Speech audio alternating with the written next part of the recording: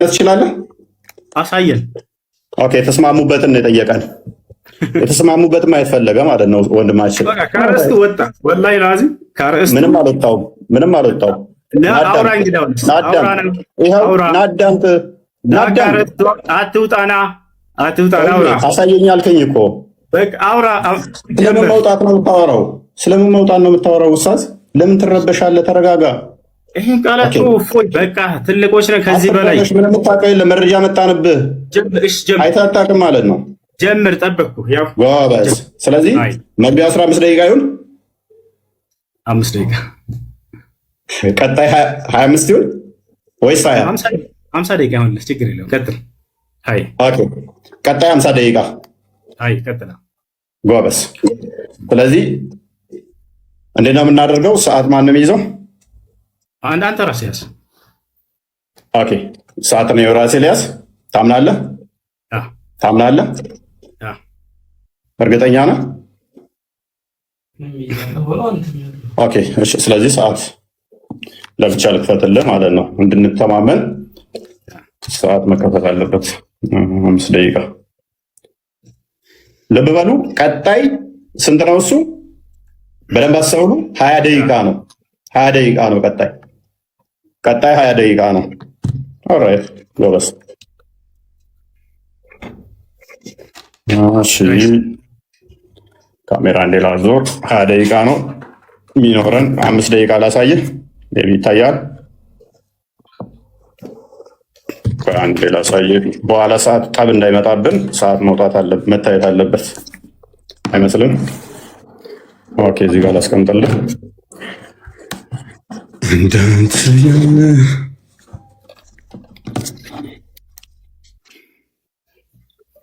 ኦኬ፣ 5 ደቂቃ ብለናል።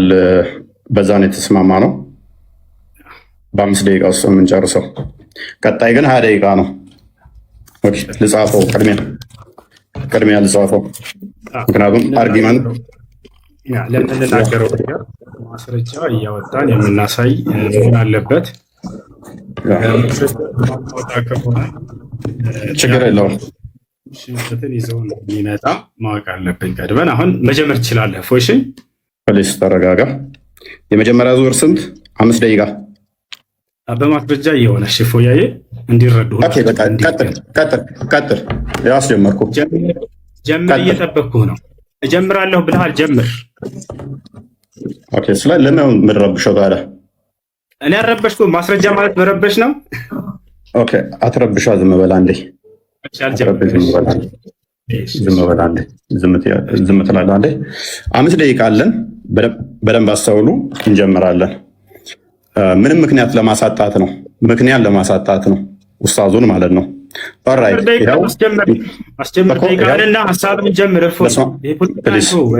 ጣልቃ አትግባብኝ። ጣልቃ አትግባ። ምንም ጣልቃ መግባት አይጠበቅብህም።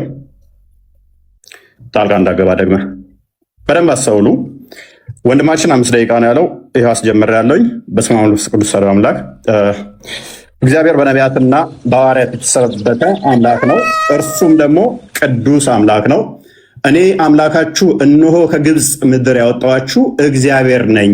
እንግዲህ እኔ ቅዱስ ነኝና እናንተ ቅዱሳን ሁኑ ይላል። ስለዚህ አምላካችን እግዚአብሔር ቅዱስ የሆነ ሕያው አምላክ አለን ማለት ነው። እንደ እስልምናውስ ሳሂህ አልቡኻሪ 49:59 ላይ ኦ ሙሐመድ አይ ቲንክ ዩር ሴጣን ሃዝ ፎርሳከን ዩ ፎር አይ ሃቭ ኖት ሲን ሂም ዊዝ ዩ ፎር 2 or 3 nights። ኦ ሙሐመድ ወይ ሴጣኔ ተወህ ይመስለኛል ተብሎ ሲጠየቅ ለ3 ቀን ለ2 ቀን አብረው አላየሁትም ሲባል ሙሐመድ አላህ ምን አወረደ? በረፋዱ ምላለው በሌሊቱም ጸጥ ባለ ጊዜ ጌታ አላሰናበተህም አልተወህም። የሙሐመድ ጌታው ማን ነው? ሴጣን ነው ማለት ነው። አስፈራሪ ማን ነው? አንተ አስፈራሪ ብቻ ነህ ይለዋል ሙሐመድ። አላህ ሴጣን ነው አስፈራሪ ደግሞ ይለናል። እዚህ ጋር በእስልምና አስፈራሪው አላህ ወይንስ ሴጣን? የሚያስረሳ ማን ነው? እዚህ ጋር ምን ይላል? ሴጣን የሚያስረሳ ቢያስረሳ ከትውስታ ይላል። የሚያስረሳው ማን ነው? ሴጣን። እዚህ ጋርስ ከአንቀጽም ብንለውጥ ወይንም በእርሷ ብናስረሳ ከእርሷ የሚበልጥን ወይንም ቢጤዋን እናመጣለን። አላህ ነው የሚያስረሳው። ሴጣን ወይንስ አላህ? በእስልምና ሴጣንና አላህ ልዩነት የላቸውም፣ አብረው ነው የሚሰሩት ማለት ነው። ወይንም ደግሞ አላህ ማለት ሴጣን ነው ማለት ነው። ኦኬ ሱራ 11 119 ላይ ገሃነም የምትሞላው በሰውና ባጋንንት ነው ይለናል። ቡሃሪ 48 ደግሞ አላህ እግሩን ሲከት ነው ገሃነም የምትሞላው ይለናል። አላህ እግሩ የጂኒ ነው እንዴ? ገሃነም የምትሞላው በሰዎችና ባጋንንት ነው አለን። እዚህ ጋር ደግሞ አላህ ገሃነምን የሚሞላው በእግሩ ነው ይለናል። ስለዚህ የአላህ እግር ያጋንንት እግር ነውን? ኦኬ። ከገነት ያስወጣችሁ ማን ነው? ሴጣን አስወጣችሁ ይለናል። አደም ሲጠየቅ አላህ በጻፈብኝ ለምን ትፈርዳላችሁ ይላል። ቡሃሪ 66:14 ላይ ማለት ነው። ኃጢአት የሚያሰራው ማን ነው? ኃጢአት ባሰሩ ከምድረ ገጽ አጠፋችኋለሁ ይላል። ማ? አላህ። ኦኬ። ሱረቱ ሂጅር ላይ ሞገደኛ ሴጣን ሁሉ እነሆ የተከተለውን ሰው እርሱ ያጠማል ይላል። የሚያጠማው ማን ነው? ሴጣን። ኢብሊስ ሆይ ጌታ እኔን በማጥመምህ ይሆንብኝ ይላል። ማን ነው የሚያጠማው? አላህ። እዚህ ጋርስ አላህ ያጠመመውን ሰው ልታቀኑ ታስባላችሁ፣ አላህ ያሳሳተውን ሰው በእርሱ መንገድ ፈጽሞ አታገኙም ይላል። ማነው አሳሳች? አላህ ወይንስ ሴጣን? አላህ ይሆናል ማለት ነው። መጽሐፍ ቅዱስ ግን ምን ይላል? ግፈኛና አሳሳች የፈጣሪውንም መንገድ የሚጻረር ዲያብሎስ። ና ተመለስ፣ ኡስታዝ ተመለስ። ፊት ለፊቱን ደቂቃን እያሳየህን አንዴ አትሸፍነው። ያው ኦኬ። ዲያብሎስ ነው ይለናል አሳሳቹ። አላህ እኔ ነኝ ማሳስተው ይለናል። ኦኬ። አላህ በሻ ኖሮ አንድ ህዝብ አደርጋቸዋለሁ ግን አጠማለሁ ይላል፣ አሳስታለሁ ይላል። ዲያብሎስ ልጅ የጽድቅ ሁሉ ጠላት የቀናውን የጌታን መንገድ ከጠመመው አታርፍምን ይላል፣ ከማጣመም አታርፍምን ይላል እግዚአብሔር። መጽሐፍ ቅዱሱ አላህም ምን ይለዋል? አርፈ ተቀመጥ፣ አታጥም፣ ሰዎችን ገሃነም አትክተት ይለዋል ማለት ነው። ሴጣን የሚፈልገው በሰዎች መካከል ጠብና ጥላቻ መዝራት ነው ይላል። እዚህ ጋር ስንመጣ ከነዚህም እኛ ክርስቲያንን ካሉት የጠበቀ ቃል ኪዳናቸውን ያዝን፣ ስለዚህ እስከ ትንሣኤ ቀን ድረስ ከመካከላቸው ጠብና ጥላቻን ዘራን ይላል። ማን ነው ጠብና ጥላቻ የሚዘራው? ሴጣን ወይንስ አላህ? አላህ ሴጣን ነው ማለት ነው። ኦኬ። በመጽሐፍ ቅዱስ ደግሞ ምሳሌ 6 ላይ ጠብና ጥላቻን የሚዘራው ሴጣን ነው ይለናል። አላህ ሴጣን ነው ማለት ነው። ማን ነው እሱ? አላህ። አድመኛው ማን ነው? አላህ ነው ይለናል። ሱራ 3:54 ላይ መጽሐፍ ቅዱስ ደግሞ አድመኛ የእግዚአብሔርን ስራ የስጋ ስራ ነው፣ መንግስት ሰማያትም አይገባም ይላል እግዚአብሔር። የመጽሐፍ ቅዱሱ አላህን ገሃነም ነው የሚከተው። ፕሊዝ ለምን ኢንተራፕት ታደርገኝ? ለምን ረብሸው? ለማየት ነው። አትደብቀው። እንደሱ ከሆነ በቃ ለምን ኢንተራፕት ታደርጋለህ? ካልቻል አልችልም በል። ለምን ትረብሻለህ? ወላሂ ልቀም ዛሬ ለምን ረብሸው ነው ያልኩህ። አትረብሽ። መያዝ እችላለሁ ብለህ ነበር እኮ። ስለዚህ ጣልቃ አትግባ። ሜይ ቢ ጣልቃ አትግባ። ደግመህ አትገባም አይደለ ኡስታዝ? አትሸፍን። ደቂቃውን እናውራን የተባልከው ፖለቲካ ተስራ ፊትለፊትህ እኮ ነው ኡስታዝ፣ ፊትለፊትህ ነው። ምክንያቱም ወላሂ አቁሞታል ደቂቃውን። አያችሁት አይደለ? ቀጥል፣ ችግር አትረብሽ። እያንዳንዱ የተናገርከውን አሁን ስለሚይዝህ አትረብሽ። እና ታዲያ አንተ ስታወራ ደቂቃው ይቀጥል። ከአሁን በኋላ ካወራ እንደውም እየሰራውኝ እመልሰዋለሁ ወደ 5።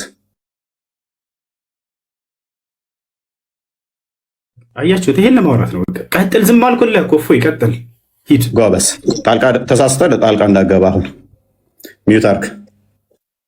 ስለዚህ ጣልቃ እንዳገባ ማለት ነው። ዝም ብለህ አዳምጥ። ኦኬ። አላህ ምን ይላል? እኛ ወይንም እናንተ በትክክለኛው መንገድ ላይ ወይንም በግልጽ መሳሳት ውስጥ ነን ይላል። አላህና ሙሐመድ በትክክለኛ መንገድ ላይ የሆኑ በተሳሳተ መንገድ ላይ እንኳን አያውቅም። አላህ ማለት ነው። መጽሐፍ ቅዱስ ግን ምን ይላል? ኢየሱስ አለ እኔ መንገድና እውነት ሕይወትም ነኝ አለ። እርግጡን እንደዚህ ስትይዙ እንዲህ ትታመናላችሁ። እስልምናው ላይ ግን እርግጠኝነት የለም። እርግጠኝነት ስለሌለ በምን ውስጥ እንዳላችሁ እንኳን ሳታውቁ ሙሐመድን እየተከተላችሁ ትኖራላችሁ ማለት ነው። እንደ እስልምና አስተምሮ በደንብ አስተውሉ። እንደ እስልምና አስተምሮ ሴጣን እንደዚህ የሚጫወትባቸው ወይንም ደግሞ አላህ ምን እንደሆነ ማይታወቅ ነው። አላህ ቀዝቃዛ እጅ አለው። ያ ቀዝቃዛ እጅ ደግሞ ሉክ the prophet said my lord እመልሰዋለሁ፣ ምክንያቱም ነግሬሃለሁ። አትሸፍን። እመልሰዋለሁ። ተበልተሃል። ወላሂ ተሸንፍሻል። ምንም አልተበላሁም።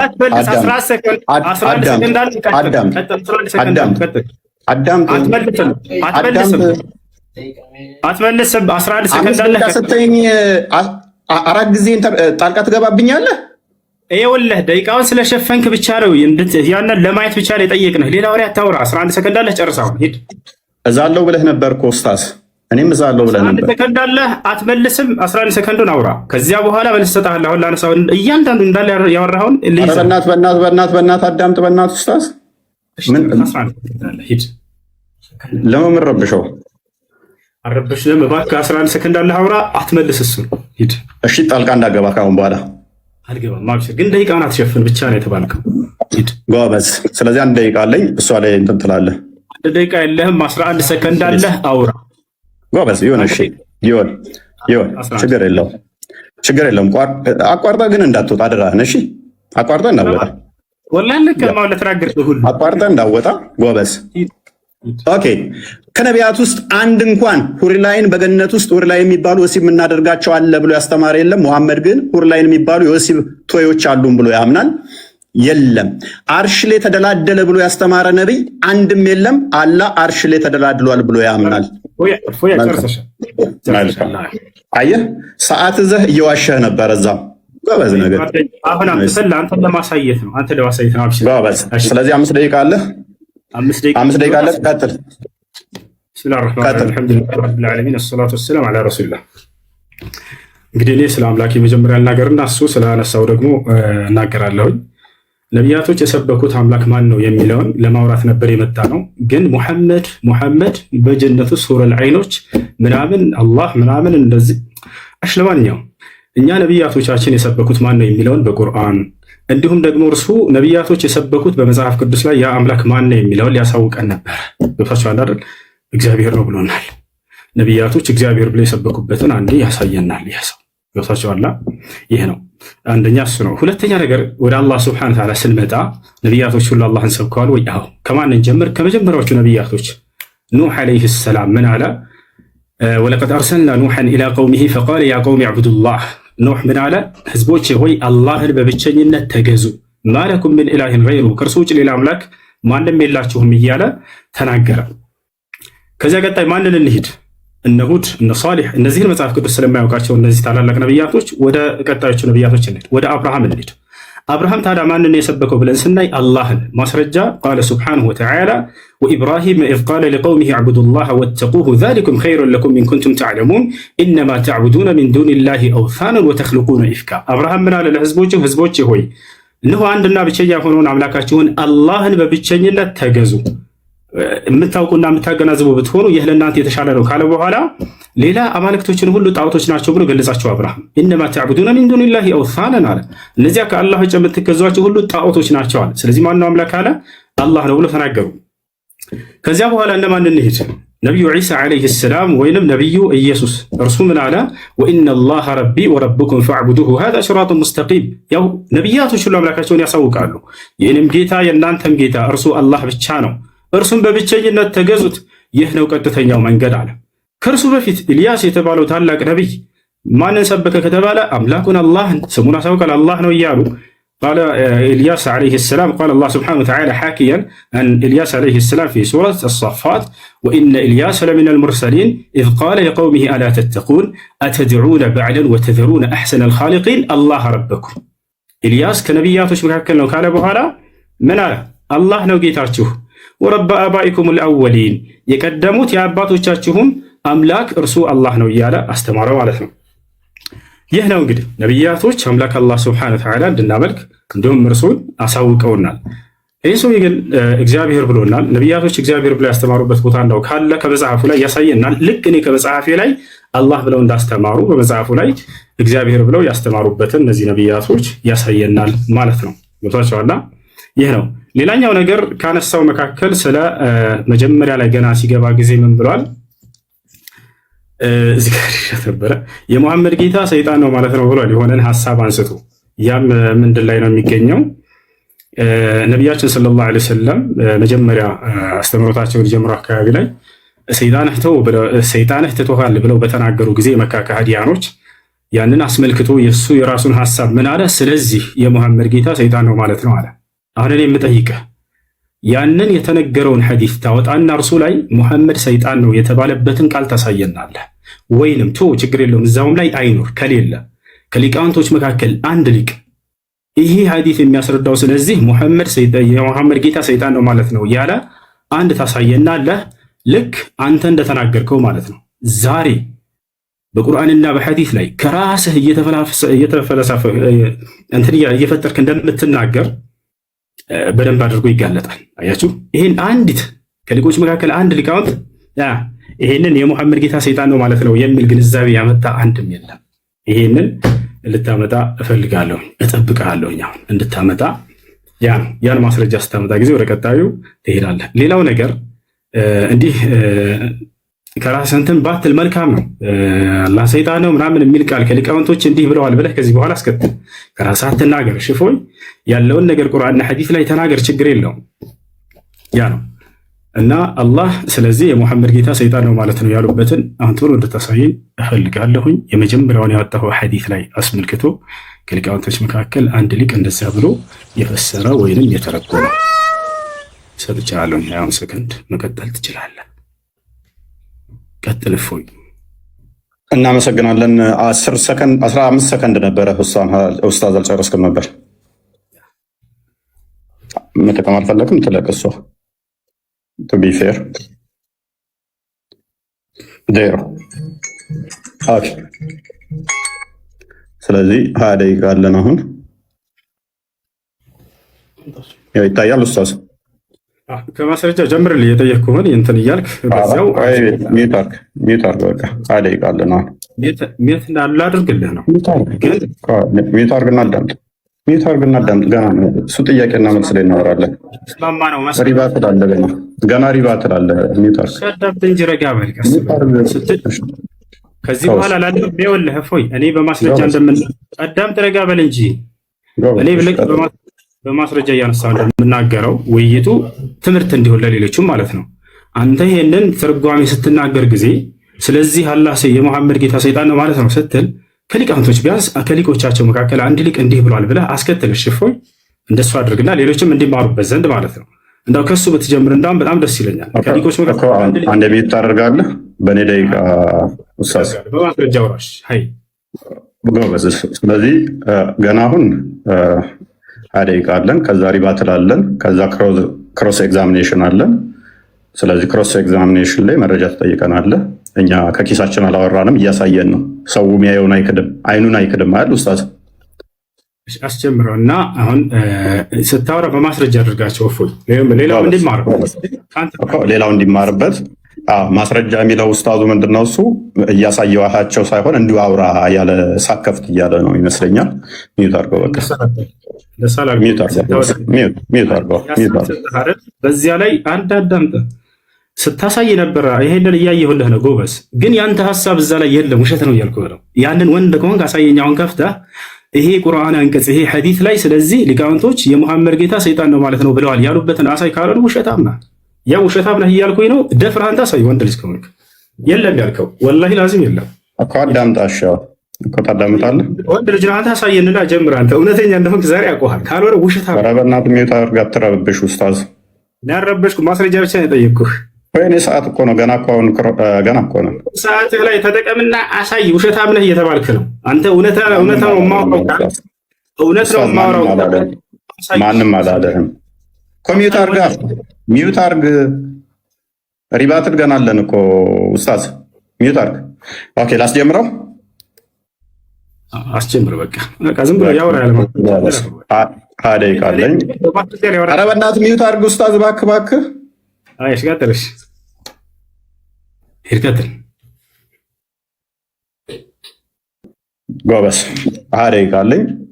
ኦኬ እናመሰግናለን። እንግዲህ እንደተመለከታችሁት ማስረጃ የሚለው እንዲሁ በአፍ ማውራት መስሎት ይመስለኛል። ይሄ የምታየው እንደዚህ ማስረጃ ተከፍቶ ነው እየተወራ ያለው።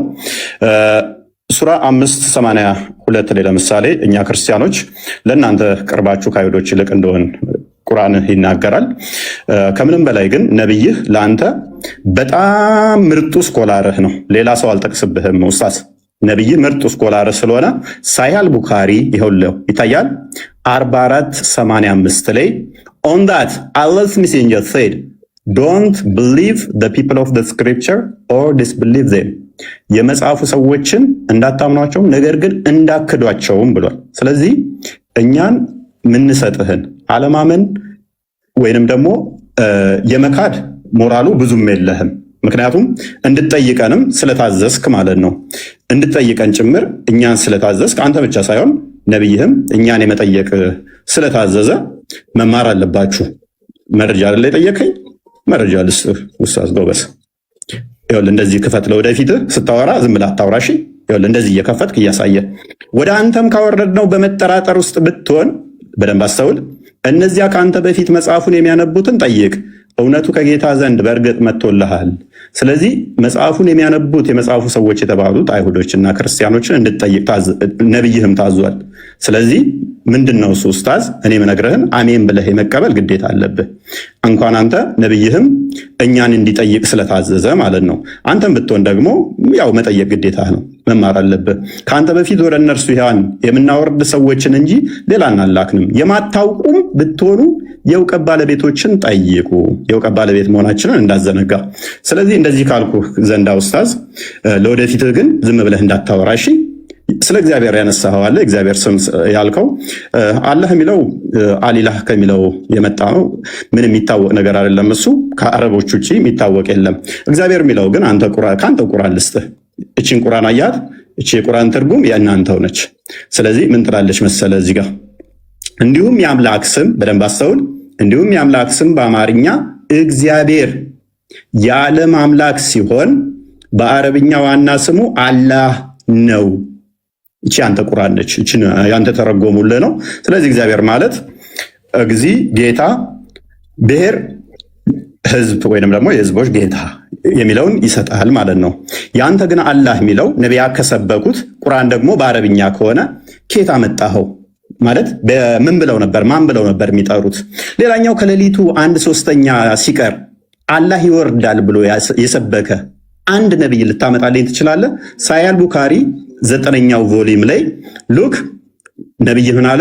ኤቭሪ ናይት when it is the last third of the night our Lord the superior and the blessed descended to the lowest heaven ይላል። እንደዚህ ብሎ የሰበከ አንድ ነብይ ልታመጣልኝ ትችላለህ? ነቢያት አስተምሮ ነው ስላልክ አንድ ልታመጣልኝ ትችላለህ? አትችልም። ምክንያቱም ነቢያቶች ይሄንን ስለማያውቁት ከ7ኛ ሰማይ በላይ አርሽ ላይ ተቀመጠ ብለው የሰበኩ አንድ ነብይ የለም። አንድ ነብይ እንዲሁም ደግሞ ይሄ ነብይ ያመጣውን አስተምሮ ማለት ነው አላህን እንዴት ሳያገኙት በደንብ አስተውል። እንዴት ነው ሲያገኘው? ማለትም አላህን አግኝቶታል? ወደ አርሽ በሄደ ሰዓት ነው አላገኘውም። አላህስ ይታያል ወይስ አይታይም? ምክንያቱም ወደ ጌታችሁ ተመልካቾች ናችሁ ይላል። መቼ ነው የምትመለከቱት? በቂያማ ቀን። ኦኬ፣ እንደዛ ከሆነ ደግሞ ሱናን ኢብን መጃ ላይ በደንብ አስተውል። ሱናን ኢብን መጃ ቮሊዩም 1 ላይ ምን ይላል? his face would burn everything of his creation as far as his gaze reach። እይታው እስከደረሰ ድረስ ፍጥረትን በሙሉ ያጠፋል ያወድማል ይላል። ስለዚህ ስታዩት ሊያጠፋችሁ ነው እንዴ? አላህ በቂያማ ቀን እናየዋለን የምትሉ እንዲያጠፋችሁ ነው? ኦልራይት አላህ ልጅ የለኝም ብሎ ይላል። ልጅ እንደሌለው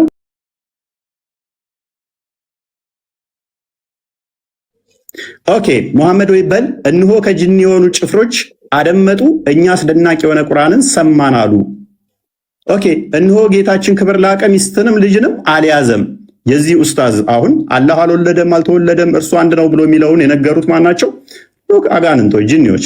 ቁርአንህን ነው መረጃ እየከፈትኩበት ያለሁት። ቁርአንህ ነው። ቁርአንህን ሜቢ አታውቀው ከሆነ አላውቅም። ሙሐመድ የአላህን ስም ሲጠራ አጋንንቶች ነበር የሚከመሩበት። ሉክ አጋንንቶች ክምር ይሆኑበት ነበረ። ምን ይላል 18ኛው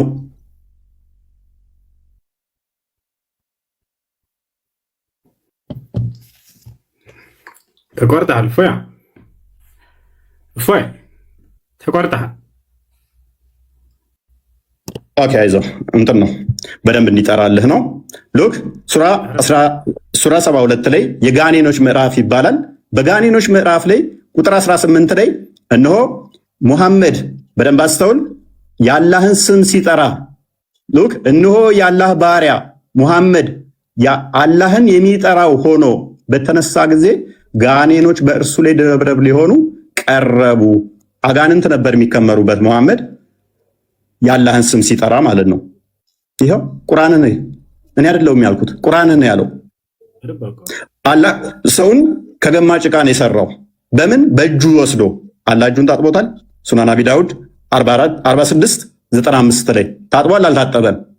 ይኸው በሁለት እጆቼ ለፈጠርኩት ከመስገድ ምን ከለከለ ይላል። እጁን ሳይታጠብ ነው ያለው ወይንስ ታጥቧል? አላህ ጭንቅላት ይኖረው አይኖረው አይታወቅም።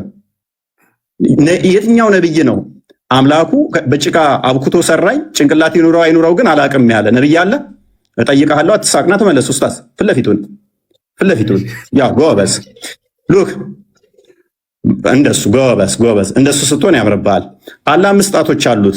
እነኚህ ፓርቶች በፓርቶች የተገነባ ከሆነ እሱ ፍጡር ነው። 5 ጣቶች ስላሉ ይኸው 1 2 ብላችሁ መቁጠር ትችላላችሁ። ሳይ ሙስሊም 27:86 ኤሌ ታገኙታላችሁ። አላህ 5 ጣቶች አሉት። ይሄ 5 ጣቶች እጆች ያሉት ጠፍራለሁ የለውም? ወንድማችን ኡስታዝ አለው የለውም? ጣቶቹስ ክፍል ናቸው ወይንስ ወጥ አንድ ናቸው? ክፍል ካላቸው ክፍሉ መሃሉ ቀዳዳው ፍጡር ነው ፈጣሪ ነው? በፓርቶች የተገነባ ከሆነ እሱ ፍጡር ነው፣ የፍጡር ባህሪ ስለሆነ ማለት ነው። ስለዚህ አላህ በምንም ተአምር ፈጣሪ ሊሆን አይችልም፣ ምክንያቱም የፍጡር ባህሪን ፕሮሰስ ስላደረገ። ሱራ 2:223 ላይ ሴቶቻችሁ ለእናንተ እርሻ ናቸውና በፈለጋችሁት ሁኔታ ድረሱ ይላል። ይሄ ቁርአን ክፍል ነው። አላህ ይህንን የቁርአን ክፍል ይቀራዋል አይደለ ወይንስ አይቀራውም? ማለቴ ቁርአን የአላህ ቃል ነው፣ ዘላለማዊ ቃሉ ነው፣ ፍጡር አይደለም ብላችሁ የምታምኑ ከሆነ ፍጥረት ከመፈጠሩ በፊት አላህ የአላህ ባህሪ ከሆነ ቁርአን ወይንም ደግሞ ፍጡር ካልሆነ ቁርአን ቃሉ እነሆ ሴቶቻችሁ ለእናንተ እርሻ ናቸውና በፈለጋችሁት ሁኔታ ድረሱ የሚለውን ይቀራል ወይንስ አይቀራም? የሚቀራ ከሆነ ፍጥረትን ሳይፈጥር አላህ ሴቶቻችሁ ለእናንተ እርሻ ናቸው ሲል ብቻውን ነው የሚለው? ምክንያቱም በድምፅ እንደሚናገር ስለምታምኑ እንደዛ መረጃው ስላለ። ኦኬ አላህ በምኑ ነው የሚስቀው? እንደሚስቅታ ሐዲስ ላይ ስላለ ይኸው ሳይ አልቡኻሪ ቮሊም 8 ላይ ኡስታዝ እንደዚህ ክፈትሽ መረጃ በኋላ በደንብ እንደዚህ ኦኬ በደንብ እንደዚህ በመክፈት እንድለምድ ማለት ነው። ለወደፊትም መረጃ እንደዚህ ነው። አየህ አላህ ይስቃል። ይኸው በምኑ ነው የሚስቀው? በእጁ በእግሩ በምኑ ነው የሚስቀው? ኦልራይት አላህና ደጃል በምንድን ነው የሚለያዩት? አላህ ከደጃል በምን ይለያያል? ኦኬ እንደዚህ ይላል እዚህ ጋር ይኸው መረጃው ኡስታዝ መረጃ ስጠይቅ ለወደፊትህ እያያስክ ሳይ አልቡኻሪ ቮሊም 4 ላይ ነው። መክፈትን ልመድራስ The prophet mentioned Al-Masih al-Dajjal in front of the people saying Allah is not one-eyed while Al-Masih al-Dajjal is blind in the right eye. Look Al-Masih Dajjal ወይንም ደግሞ የኢሳ ተቃራኒ ወይንም ደግሞ የኢሳ ባላንጣ የሆነው አልመሲህ ደጃል አንድ አይና ነው፣ አላህ ግን አንድ አይና አይደለም ይላል። አላህ ከደጃል ጋር ለምንድን ነው እሱ በአይን እንዲለይ ያደረገው? ማለት መሐመድ ሌላ መንገድ አጥቶ ነው? ጌታችሁ አንድ አይና አይደለም ደጃል ግን አንድ አይና ነው ብሎ ለምን ኮምፔር ላደርጋቸው ፈለገ? አላህ እንደሚሮጥ ቡሃሪ ላይ ተመዝግቧል። ቡሃሪ 74:05 ላይ The prophet said, Allah says, I'm just as my slave thinks I am. If he comes to me walking, I go to him running. ቀጥታ እንደምትቀበሉ እናንተ ዋብያ እንደመሆንህ መጠን ሜቢ አላቅም ካልሆንክም ኤክስኪውዝ አደርጋለሁ። እንዴት ነው እሱ የሚሮጠው? በእጁ ነው የሚሮጠው? በጭንቅላቱ ነው የሚሮጠው? በምኑ ነው የሚሮጠው? መሮጥስ ማለት ምን ማለት ነው? የሚያስረሳ ማን ነው? ሴጣን ቢያስረሳህ ከተውስታ በኋላ ከበደለኞች ህዝቦች ጋር አትቀመጥ ይላል። እዚህ ጋር ደግሞ ስንመጣ አንቀጽ ቦታ ብናስረሳ የሚበልጥ ነው ወይንም ቢጤዋን እናመጣለን ይላል። ቅድም ሴጣን ምናምን ብለሃል። ይኸው ቁርአንህ ላይ እኮ ነው ያለው። ቁርአንህ ነው ያለው። ገሃነም በምንድን ነው የምሞላው? ገሃነም ሰውና ፍጥረታት ይጥላል ወደ እንትን ውስጥ the people will be thrown into the hellfire and it will say are there any more to come? ሰዎች ወደ ገሃነም ውስጥ ይወረወራሉ። ምን ብላ ትጠይቃለች? የቀራለ እያለች ትጠይቃለች። till Allah puts his foot over it አላህ እግሩን እስኪጨምርባት ድረስ። የአላህ እግር ገሃነምን የሚሞላ ከሆነ ፕሌስና ስፔስ ኦኮፓይ የሚያደርግ ፊል ማድረግ የሚችል ከሆነ እሱ ፍጡር ነው ማለት ነው። ቦታና ስፔስ ይፈልጋልና ቦታ የሚይዝ ነገር ሁሉ የሆነ ቦታ ላይ ገብቶ የሚሞላ ከሆነ እሱ ፍጡር ነው እንጂ ፈጣሪ አይደለም። ፍጡር እንጂ ይሄ የምታመልከው ፈጣሪ አይደለም ማለት ነው። የትኛው ነብይ ነው ገሃነም ፈጣሪያችን እግሩን ሲጨምርባት ከዛ በኋላ በቃ በቃ ትላለች ብሎ ያስተማረ አንድ ነቢይ ታመጣለህ? በእስራኤሎች ልጆች ላይ በያዕቆብ ላይ አስማት የለም፣ በእስራኤል ላይ ሟርት የለም። በጊዜው ስለ ያዕቆብና ስለ እስራኤል እግዚአብሔር ምን አደረገ ይባላል ይላል። በያዕቆብ ላይ ሟርትና ሉክ አስማት የለም። ነብይህ ላይስ ሳያል ቡካሪ ቮሊም 4 ላይ ነብይህ ላይ ደግሞ ናሬትር አይሻ የነብይህ ትንሿ ምጥጥየዋ ልጅ ያገባችው በ6 ዓመቷ ያገባት አዳምጥ እንዲህ ብላ ትተርካለች። ፕሊስ ሚውት አድርጌዋለሁ። ጣልቃ አትግባ። ጎበዝ ሚጢጥየዋ ምናምን የሚል ቃል ተው። እፎይ ትልቅ ነህ በቃ ከዚህ በኋላ አረጀ። እሺ ጎበዝ በቃ ያለውን ነገር የተጻፈውን አንብብ። የተጻፈውን አይዞህ። እሺ አይዞህ። ሚጢጥየዋ ይሻላል ትጠይቃለህ። ችግር የለውም። እሺ ታዳምጣለህ። በደንብ አዳምጣ። እየሰማህ እኮ ነው። ግን ጣልቃ ገባብኝስ? ቃልህን አስተካክል። እፎይ ሌላ አልተባልክም። ፖለቲካ አትስራ። ጣልቃ ገባብኝ እንዴት እናድርግ? በኋላ ሂድ ቀጥል። አብሽር። ጣልቃ ትገባብኛለህ? አልገባም ወይንም ይህንን ኮንፊርም አድርግልኝ። አልገባም። አብሽር። ግን ቃላቶችን አስተካክል ለተከታዮች ስትል ማለት ነው። ይኸውልህ እኔ ምንም ያጠፋሁት ነገር የለም። ስለዚህ ጣልቃ እየገባህ ግን አንተ እያስቸገርክ ነው አይደለ? ከየት ነው ያመጣኸው? ቆይ አዳምጥ። እሺ እኮ ጣልቃ አትግባ። አዳምጥ እኮ ተራዊን አይደለ ወይንስ እንዴት ነው? ዝም ብለህ መረባበሽ ነው የፈለከው? በቃ ይቅርታ፣ በቃ ቀጥል። እንዳትወጣ አደራህን፣ ግን እንዳትወጣ ቀጥል። ጎበዝ። ስለዚህ መረጃ ታመጣለህ ካሁን በኋላ ስታወራ፣ ግን ጣልቃ አትግባብኝ በተቻለ መጠን። ወደፊቱ ይህንን ልመድ። እሺ ይህንን ትለምዳለህ። ይቅርታ በልሽ። ያው ጣልቃ አልገባም በል። እስኪ እባክህ ጣልቃ አልገባም በል። በጣም ይወረድብሃል። ቀጥል። ጣልቃ አልገባም በል ብትል ወላሂ ለዚህ ባለቀም ዛሬ ወዴት ባትሄድም በእጄ ገብተሃል። ዛሬ በ4 ዓመትህ ማለት አሁን ቀጥል። ዝም ብለህ ቀጥል እኮ ጣልቃ አልገባም በላ። አልገባም በቃ ቀጥል። ኦኬ ጣልቃ ከገባ ግን እየረበሽክ ስለሆነ ወደኋላ እንመልሰው ሰዓቱን አለ ልታፈገፍግ ነው አይደል? ወላሂ አለቀም ዛሬ ወረብ በርካማ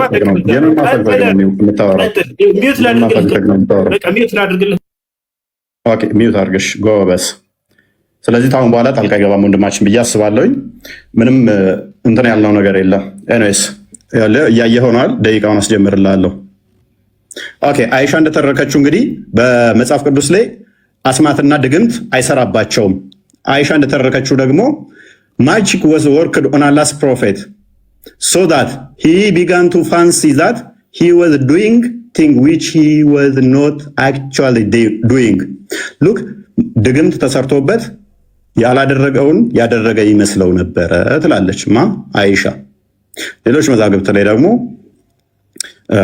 የተገናኘ ከሚስቶቹ ጋር ይመስለው ነበር ብላ ትላለች ማለት ነው።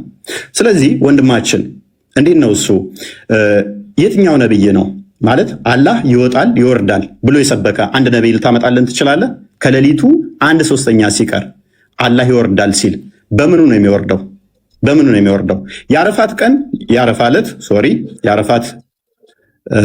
ቀን ይወርዳል ይለናል።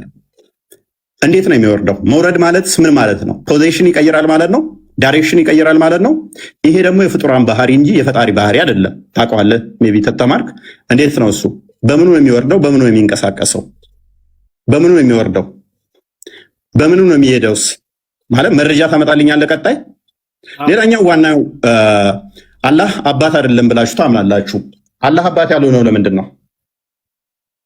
አባት ተብሎ ማይጠራበት ምክንያት ምንድን ነው? እሱ አላህ ልጅ የሌለው ለምንድን ነው? እሱ ነቢያቶች የሰበኩት ፈጣሪ አባት ተብሎ ይጠራል፣ አላህ ተብሎ ይጠራል? ኖ ቁርአን ራሱ የተጻፈው ይህንን ለመቃወም ስለሆነ ሱራ 18:4 ላይ እነዚያን አላህ ልጅን ይዟል ያሉትን ሊያስፈራራ ወረደ ይላል። ለማስፈራራት ነው የወረደው። የሚያስፈራራው ቅድም ነው እዛ ጋር ማን ነው ብሎናል? ሰይጣን ነው ብሎናል። ሊያስፈራራ ወረደ ይለናል። ማስፈራራ ለምን አስፈለገው? ለምን ነው የሚያስፈራራን? ነቢያት የሰበኩትን ለምን ነው የማትቀበሉት? ነቢያቶች እንደሰበኩ ታምናለህ? ለምሳሌ ሙሴ እንደዚህ ብሎ ያምናል። አንተ ታምናለህ? እናንተ አምላካችሁ እግዚአብሔር ልጆች ናችሁ ይላል። የአምላካችሁ የእግዚአብሔር ልጆች ናችሁ ታምናለህ? አንተ እንደዛ ብለህ ወይንስ ልክ አጋንንቶቹ እንደተናገሩት አላህ ልጅ የለውም ስላሉ አንተም ልጅ የለውም ትላለህ? መጽሐፍ ቅዱስ ራሱ የተጻፈው ኢየሱስ ሎክ በዚህ መጽሐፍ ያልተጻፈ ሌላ ብዙ ምልክቶች ያደረጋቸው አሉ። ነገር ግን ኢየሱስ እርሱ የክርስቶስ የእግዚአብሔር ልጅ እንደሆነ ታምኑ ዘንድ አምናችሁም በስሙ ሕይወት ይሆንላችሁ ዘንድ ይህ ተጽፏል። የማን ልጅ እንደሆነ? የእግዚአብሔር ልጅ እንደሆነ። ቁርአንስ የተጻፈው ለመቃወም፣ ይሄንን ተቃውሞ ደግሞ የሰይጣን ነው። ለምንድን ነው ለመቃወም የመጣው? አላህ ማለት የሰይጣን ከሆነ ለመቃወም ለምን መጣ? ለምንድን ነው እሱ ይሄንን የተቃውሞ እምነት የመሰረታችሁት? አላህ ምንም ልጅ ያሌለበት ምክንያት ምንድን ነው እሱ? ኦኬ ምናልባት ይሄንኛው ይሆን ቁርአናችሁ ስለሚናገር ማለት ነው። በዚህኛው ምክንያት ነው ብለህ ታምናለህ ኡስታዝ? ልጅ የሌለው ቁርአኑ እንደዚህ ስለሚል ልጅ የሌለው ምክንያቱ ምንድን ነው እሱ? አላህ ለምንድን ነው ልጅ የሌለው? አባቴ የማይባልበት ምክንያት ለምንድን ነው እሱ? አይ ቲንክ በዚህ ይመስለኛል። እርሱ ሰማያትና ምድርን ያለ ቢጤ ፈጣሪ ነው ይላል። በደንብ አስተውል። ቁርአን ነው የሚለው። ለእርሱ ሚስት የሌለችው ሲሆን እንዴት ለእርሱ ልጅ ይኖረዋል? ነገርን ሁሉ ፈጣሪ ነው ፈጠረ። ሶሪ ልጅ የሌለው ለምንድን ነው? ሚስት ስለሌለው። ለእርሱ ሚስት የሌለችው ሲሆን፣ በደንብ አስተውል። ለእርሱ ሚስት የሌለችው ሲሆን እንዴት ለእርሱ ልጅ ይኖረዋል? ይሄንን ከምን አንጻር ነው? ከአጋንንቶች ጋር ነው አሁንም ያለው። ከአጋንንቶች ጋር ለምንድን ነው አላህ እንደዚህ የተያዘው? ምክንያት ይኖረው ይሆን? ትመልስልን ይሆን ኡስታዝ? በመረጃ እንደዚህ እያወጣ ትመልስልን ይሆን? የአላህ እጆች ቀዝቃዛ ናቸው። ቅዝቃዜ ደግሞ በደንብ አስተውሉ። ቅዝቃዜ ከአንዱ ወደ አንዱ ሙቀት መቀበል አለበት ማለት ነው፣ ቀዝቃዛ ከሆነ። ይሄንን ሎክ ሙሐመድ ምን ይላል? then I saw my lord look sorry in the most high and the last of appearance so I saw him place his palm between my shoulders. I sensed the coolness of his fingertips. የጣቶች መዳፎች አሉት። አላህ መዳፍ አለው፣ ጣቶች አሉት። እነኚህ ፓርቲሽን አለው ማለት ነው። እንደዚህ ፓርቲሽን አለው። እጅ እንደዚህ መዳፍ ካለው ቀኝና ግራ ካለው ይካበባል ማለት ነው። የሚያዋስነው የሚያካልለው አለ ማለት ነው። የሚያዋስነው የሚያካልለው አለ አላህን ማለት ነው። ይሄ ደግሞ የፍጡር ባህሪ አይደል እንዴ ኡስታዝ? አላህ ይሄን እንደዚህ ነው የምታምኑት? ምን ብላችሁስ ነው የምታምኑት? ሌላኛው ፍጡር አይደለም ብላችሁ ቁርአንን ቃሉን ያላህ ቃል ነው ፍጡር አይደለም ብላችሁ ታምናላችሁ። ለምሳሌ አሊፍ ላም ሚም ይሄ ያላህ ባህሪ ነው። ፍጥረትን ከመፍጠሩ በፊት አሊፍ ላም ሚም ይላል። ይሄ ምንድነው እሱ ትርጉሙ? ለአላህ ምንድነው እሱ ይሄ ባህሪው ከሆነ? ምክንያቱም በድምጽ እንደሚናገርም ስለምታምኑ ማለት ነው። በድምጽ የሚናገር ከሆነ በድምጽ መናገር የጀመረው አላህ ፍጥረትን ከፈጠረ በኋላ ወይንስ ከመፍጠሩ በፊት በድምጽ ይናገር ነበር አላህ? ይሄው በድምጽ እንደሚናገር ባህሪ 47:11 ላይ አላህ ሊትራሊ ድምጽ አለው ብላችሁ ስለምታምኑ፣ ስለዚህ እችን ሲቀራት ማለትም ለጅብሪል ሲነግረው አሊፍ ላም ሚም ብሎ ነው። አንተ ታርመኛለህ ኡስታዝ ስለሆንክ የሱ ድምጽ እንዴት እንደሆነ በድምጽ ስለምታምኑ፣ ፍጥረትን ከመፍጠሩ በፊትስ ይሄን ድምጽ ይጠቀመው ነበር ወይ? ምክንያቱም ድምጽ ደግሞ ሶሊድ፣ ሊኩዊድ ወይንም ጋዝ እነኚህን ስቴቶች ይፈልጋል ለማለፍ። ያላህስ ድምፁ በምን ውስጥ ነበረ ፍጥረትን ከመፍጠሩ በፊት የሚተላለፈው? እነኚህ ደግሞ እነኚህን የሚፈልግ ድምጽ የሚፈልግ ከሆነ እሱ ፍጡር ነው ፍጡር አይደለችም? ኡስታዝ ምን ብልሃት ነው የምታምነው? ሌላኛው ኦኬ ቁርአን ፍጡር ካልሆነ በደንብ አስተውል። ቁርአን ፍጡር ካልሆነ ኦኬ በገረጣ መልክ ይመጣል ይላል። ታምናለህ እሱን? ምክንያቱም ቁርአን ነው ያለው። ይሄው ሱናን ሐዲስ ነው ያለው። ሱናን ኢብን ማጃ ቮሊዩም 5 ላይ ነው የሚገኘው ፔጅ 68 ላይ the Quran will come on the day of resurrection like a pale man and will say I am the one እያለ ይቀጥላል። አምላክ ቃሉ ፍጡር ካልሆነ በቂያማ ቀን ደግሞ የገረጣ ሰው ሆኖ የሚመጣ ከሆነ ስንት ፍጡር ያልሆኑ ታመልካለህ ኡስታዝ? ስንት ፍጡር ያልሆኑ ነው የምታመልከው? ሌላኛው ተውሂድን ታምናለህ አይደለ? ተውሂድ ታምናለህ ብዬ አምናለሁ። ቃል ላይ ጥገኛ ከሆናችሁ ተውሂድ የሚል ቃል ማለትም ያስተማረ ነብይ ይኖርን ማለት በሶስት ከፍሎስ ያስተማረ ይኖርን ተውሂድ የሚልን ተውሂድ አልአስማኡል ሲፋት፣ ተውሂድ አልሩቢያ፣ ተውሂድ አልኡሉሂያ ብሎ ያስተማረ አንድ ታመጣልኝ ይሆን? ከነቢያት ውስጥ አንድ ማስረጃ ታመጣልኝ ይሆን? ወይንስ ተውሂድ አታምንም? ማለት እኛን ስትጠይቀን ይሄ አንተ ጋር እንደሚመጣ አላወቅኸው? ተውሂድን ታምናለህ ወይንስ አታምንም? ምታምን ከሆነ ከነቢያት አስተምሮት ውስጥ ስለ ተውሂድ አንድ የምታመጣው ነገር አለ? አምላካችን ተውሂድን ገልጾልናል ብለህ ምታምን ከሆነ ማለት ነው። ወይንስ አታምንም? ይሄንን ታምናለህ አታምንም? ኦኬ። አላህ ወደ ቅርቢቱ ሰማይ የሚመጣ ከሆነ በደንብ አስተውል። ወደ ቅርቢቱ ሰማይ መምጣት ብቻ ሳይሆን በደመና እንደሚመጣ ታምናላችሁ። በደመና የሚመጣ ከሆነ መቼ? በቂያማ ቀን ከመላእክቱ ጋር በደመና ጥላ ውስጥ ሆኖ ይመጣል። ስለዚህ ፍጡር ውስጥ ይገባል ማለት ነው። አላህ ሁለት ቀኝ እጆች ካሉት አላህ ፊትና ኋላ ካለው ደመና ውስጥ የሚገባ ከሆነ ፍጥረት ያካብበዋል፣ ያካልለዋል፣ ያዋስነዋል ማለት ነው። እሱ የፍጡር ባህሪ ነው፣ ፈጣሪ ሳይሆን። ፍጥረት የሚያካብበው ከሆነ ፍጡር ይሆናል ማለት ነው። ይኸው አላህና መላእክቱ ከደመና በሆነ ጥላ ውስጥ ሊመጧችሁ እንጂ አይጠባበቁም። ጥላ ተጠልቶለት የሚመጣው አምላክ፣ በደመና ውስጥ የሚመጣው አምላክ የሚያካብበው፣ የሚያካልለው፣ የሚያዋስነው ካለ ይሄ ሊትራሊ ፍጡር ነው፣ የፈጣሪ ባህሪ አይደለም ማለት ነው። ኡስታዛችን ይህን ማወቅ አለብህ። እግዚአብሔር ማንንም አይመስልም። በማን ትመስሉኛላችሁ? ከማን ጋር ታስተያዩኛላችሁ? እንመሳሰል ዘንድ ከማን ጋር ታስተያዩኛላችሁ ይላል። እግዚአብሔር በማንም አይመሰልም፣ ከማንም ጋር አይተያይም ማለት ነው። ስለዚህ ለእግዚአብሔር መጣ፣ ሄደ፣ ቆመ፣ ተነሳ ተብሎም አይነገርም። እግዚአብሔር ምን ስለሆነ? መንፈስ ነው። እግዚአብሔር መንፈስ ነው። ሎክ ሰዓቱን ታይለኝ ከይቅርታ። ኦኬ፣ ሰዓት ጨርሰናል። ቴንኪው። መረጃ እየከፈትክ እንደዚህ ትቀጥላለህ። ጎበስ አስጀምሮሽ። እንግዲህ ልናወራ የመጣ ነው አርእስቱ እንዳያችሁት የነቢያት አምላክ የትኛው ነው የሚል ነበር። ግን ልጁ ርዕሱ ምን እንደሆነ ራሱ አላወቀ መሰለኝ፣ ወይንም ደንግጧል። ሙሐመድ እንደዚህ ሆኖ አይሻ እንደዚህ ሆና ሙሐመድ ድግም ተሰርቶበት ሙሐመድ አጋንንት ምናምን አምላክን ንገረን እንጂ ሳትነግረን ሰዓት እኮ አለቀ። ፎይ አምላኩን ሳያስተዋውቀን ሰዓቱ አለቀ። ሙሐመድና አይሻ ላይ ደንግጧል ይሄ ልጅ። ወይንም በቃ የሚያውቀው ይሄ ልጅ ስለ አይሻና ስለ ሙሐመድ ብቻ ነው ማለት ነው። ስለ አምላኩ አይደለም። ለማንኛውም እያነሳ ይሄ በአንተ ዘንድ እንዴት ነው እያለ የሚጠይቀው ነገር አለ። ያንን እስኪ እናንሳለን። ይወቻል ምንድን ነው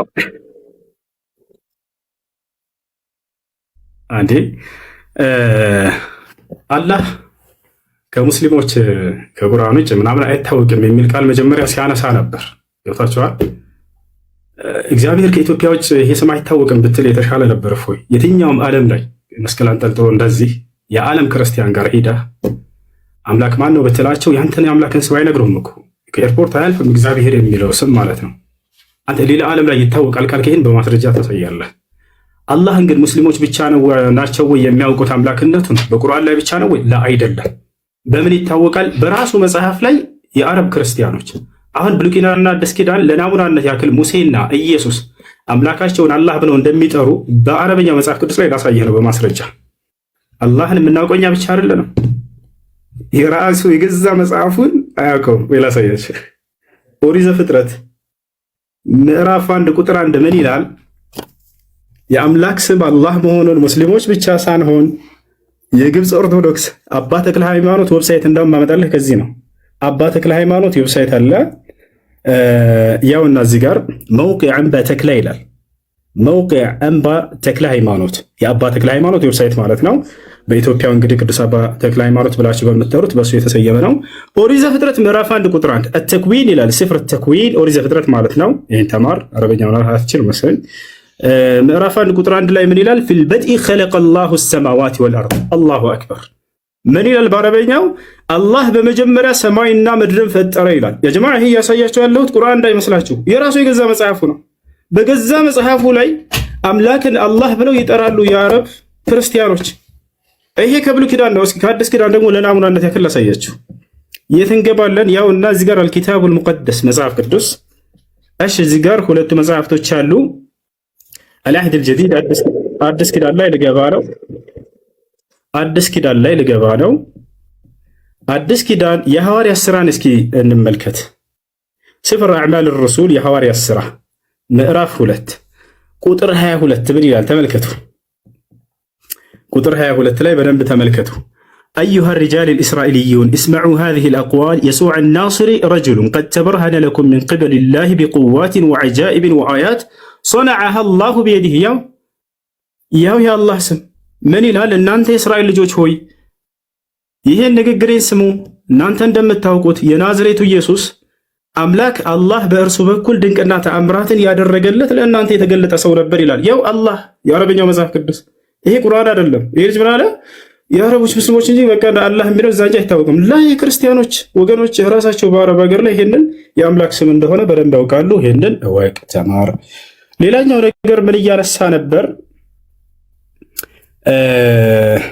ሌላኛው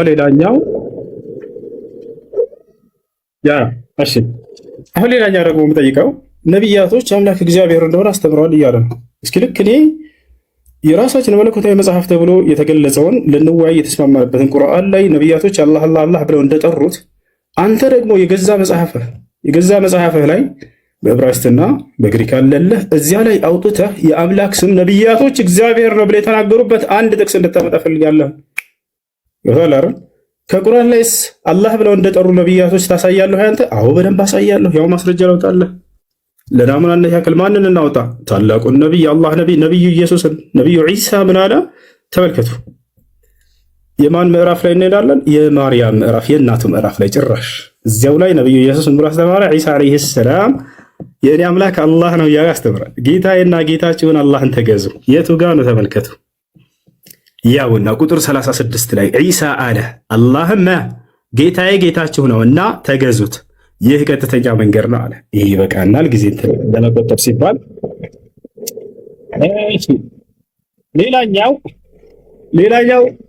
ሌላኛው ምን ብሎ ነበር? አላህ ከአርሽ በላይ ነው። አላህ ከአርሽ በላይ ነው ትላላችሁ። ለመሆኑ ከነቢያቶች አምላክ ከአርሽ በላይ እንደሆነ የተነገረበት ቦታ አለ ወይ? አዎ አለ። እግዚአብሔር በዙፋኑ ላይ ቁጭ ብሏል። እግዚአብሔር በዙፋኑ ላይ ቁጭ ብሏል። ያውና ዙፋን ካላወቅ በአረበኛ አርሽ ማለት ነው። እሺ በአርሽ ላይ ስትል ነበር። አርሽ የአረበኛ ቃል ስለሆነ ነው። በአማርኛ ሲቀየር ዙፋን ነው። ያውና አምላክህ በዙፋን ላይ ደል ብሎ ተቀምጧል። መጽሐፈ ነገሥት ቀዳማዊ ምዕራፍ 22 ቁጥር 19 ሚልክያስም አለ እንግዲህ የእግዚአብሔርን ቃል ስማ፣ እግዚአብሔር በዙፋኑ ተቀምጦ ያሰላም። እግዚአብሔር በዙፋኑ ተቀምጦ ሌላን ጨምር። መጽሐፈ ዜና መዋዕል ካልዕ ምዕራፍ 18 ቁጥር 18 ሚልክያስም አለ ይቅርታ፣ እንግዲህ የእግዚአብሔርን ቃል ስሙ፣ እግዚአብሔር በዙፋኑ ተቀምጦ ያሰላም። ጨረስን ይሄን። ስለዚህ በዙፋኑ ላይ መቀመጥ የፍጡር ባህሪ ነው እያለ አላህ ፍጡር ነው። ስለዚህ አምላክህ መጀመሪያ ፍጡር መሆኑን አምነህ ነው ማለት ነው። አላህ ላይ እንደዛ እየተፈላሰፍክ ያለህ። እንቀጥላለን። ሌላ ስለ አጋንንት በተመለከተ መጨረሻ ላይ በደንብ እንወያያታለን። ዛሬ አጋንንት ምን እንደሆነ በእስልምናና በክርስትና ሰፋ ያለ በእርሱ ላይ እናወራለን። እፎያ ሁላቸው የሚገነዘቡ ዘንድ እችን በደንብ አድርገህ ያዛት። ገብቶሃል አይደል? ስለ አጋንንት በደንብ አድርገን እናወራለን። ማን ነው በትክክል የገለጸው አጋንንትን? እስልምና ነው ወይንስ ክርስትና የሚለው ያዘው። እሺ አላህ ጣት አለው። ጣት ካለው ደግሞ ፍጡር ነው እያለን ነበር። ላ ያ አኺ እግዚአብሔር ጣት አለው። ያው ማስረጃ ያው ኦሪት ዘጸአት ምዕራፍ 8 ቁጥር 19 ጠንቋዮችን ፈርዖንን ይህስ የእግዚአብሔር ጣት ነው አሉት። እሺ ችግር የለውም ይሄ ጠንቋዮች ናቸው ያሉት እንለፈው። ሌላ ማና ነገር ኢየሱስ ክርስቶስ እኔ ግን በእግዚአብሔር ጣት አጋንንትን የማወጣ ከሆንኩ አለ ኢየሱስ ክርስቶስ ያሰላም። ስለዚህ እግዚአብሔር ጣት አለው። ጣት ካለው አንድ ነገር ፍጡር ነው ማለት ነው እያለ የራሱን ፍልስፍና ይሰራል። ይሄ ልጅ ብዙ ጊዜ ላይቭ ላይ ተቀምጦ ይሄን ነበር የሚያደርገው። ዛሬ ተገኘህ አልሐምዱሊላህ። የሆነ ሐዲስ ያነሳና የራሱን ፍልስፍና ይሰራል። የሆነ ቁርአን ያነሳና የራሱን ፍልስፍና ይሰራል። በዚያ ከታች ያሉት ወገኖችን ያስቃል። በቃ እውነት ላይ ያሉ ያስመስላቸዋል። ገብታችኋል? ያ ነው አሁን የራስን ፍልስፍና ከዚህ ይህን። ስለዚህ አላህ ጣት ስላለው ፍጡር ነው ያለ አንድ ሊቅ ልታመጣልህ ትችላለህ? ከሊቃውንቶቻችን ከሙፈስሮቻችን ወፍ ከየትም አታመጣም። ነገር ግን አንተ አምላክ ጣት አለው ብለህ ካመንክ ይሄ የፍጡር መገለጫ ነው ካልክ አምላክ ፍጡር መሆኑን አምነህ ነው ማለት ነው የመጣኸው። ያው ኢየሱስ ክርስቶስ ራሱ እግዚአብሔር ጣት እንዳለው ተናግሯል ማለት ነው። እንቀጥላለን። እሺ ምን ብሎናል? አላህ ሰማይና ምድር ከመፍጠሩ በፊት ቁርአን ይቀራ ነበር ብሎናል። ይሄ ልጅ ይገርመኛል። ለማንኛውም ማስረጃ ሲላሳየ ይሄ ضعيف ሐዲስ ነው። እሺ የነገሩህ ሰዎች ሸውደውሃል። ይሄ ضعيف ሐዲስ ነው። ላይቭ ላይ ሆነ እንደምታወራ አይደለም። ዛሬ ተይዛል። ያውና አላህ ሰማይና ምድርን ከመፍጠሩ በፊት ቁርአን ይቀራ ነበር እያሉ ቢነግሯቸው ያው ሐዲሱ ከነ ማስረጃው ላሳያቸው።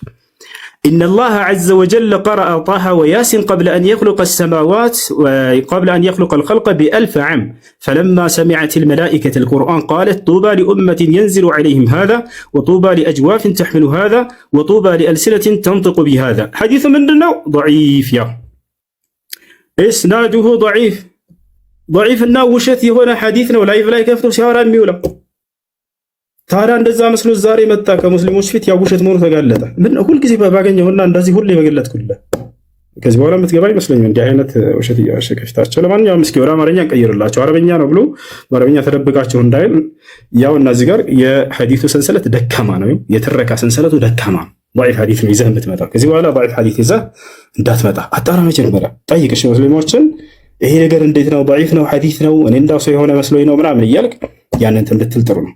ፊቱን ለምን እንደደበቀ አላውቅም። ወላሂ ላዚም እኔ ፊት ለፊት እየተወያየሁት ፎያ በቀጣይ እንድትወጣል። እሺ የፊትን ገጽታ ማየት ፈልጋለሁ። እሺ ችግር የለውም በጣም እሺ። ቅድም አንተ በራስህ ሰዓት እያሳየው ስለሆነ ነው። አይሽ ነው። እሺ ተስማማ በቃ እሺ። እና ይሄ ነው አላህ ይወርዳል ይለናል። ማን ነው ከነቢያት አላህ ይወርዳል ብሎ ያስተማረ? ያ በደንብ አድርጎ እግዚአብሔር ይወርዳል። ኦሪት ዘፍጥረት ምዕራፍ 11 ቁጥር 5 ያው እግዚአብሔርም የአዳም ልጆች የሰሩትን ከተማና ግንብ ለማየት ወረደ። ምድር ላይ ግንብና ከተማ ለማየት ይወርዳል እግዚአብሔር ያሰላም። ስለዚህ ምን ብሎ ቅድም የሆነ እንትን አስቀምጧል።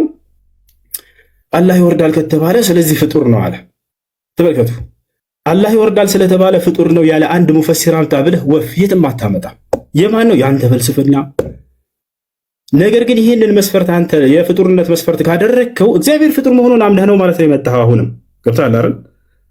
እያንዳንዱ ለምታነሳው ትችት ሁሉ በመጽሐፍህ ላይ አለፈ። ምናልባት አንተ መጽሐፉን ላታውቅ ትችላለህ። ገብቶሃል? ስለ መጽሐፍ ስለ ክርስትና ብዙ የምታውቅም አይመስለኝም።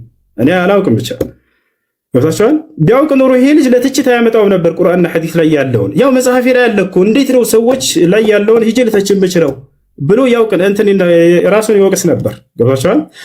ግን መጽሐፉን አያውቅም። ያው መጽሐፍህን አምላክ ይወርዳል እኮ ለዚያውም ግንብና ህንፃ ለማየት ምድር ላይ የተሰራ ግንብና ህንፃ ለማየት ይሄ ነው። እና ፎያ ከዚህ በኋላ ይሄንን ባትደግሚው ሌላ ቦታ ላይ ነውር ነው። እሺ እና ይህ ነው። ሌላኛው ተውሂድን ያስተማረ ነብይ እያለ ነበር። ተውሂድን ያስተማረ ነብይ ተውሂድ ብሎ ማለት ኢፍራዱላሂ ቢልዒባዳ አምላክን አላህን በብቸኝነት ማምለክን ያስተማረ ማለት ነው። ታዲያ ነብያቶች ሁሉ አንዱን አምላክ በብቸኝነት አስተምሩ እያሉ በደንብ አስተምረዋል። ገብቷል? ይሄ በመጽሐፍህም ላይ አለ። አንዱን አምላክ እንድታመልኩ በእኛም መጽሐፍ ላይ አለ። ለናሙናነት ያክል ከአንተ መጽሐፍ ከእኛም መጽሐፍ እንግለጽ። ኢየሱስ ክርስቶስ ዮሐንስ ወንጌል ምዕራፍ 17 ቁጥር 3 ላይ ምን አለ? وهذه هي الحياة الأبدية أن يعرفوك أنت الإله الحقيقي وحدك ويسوع المسيح الذي أرسلته إلى يمزعف كدوسه ነው በአረበኛ ነው። ምን ማለት ነው? ይህች ነች የዘላለማዊ ህይወት አለ።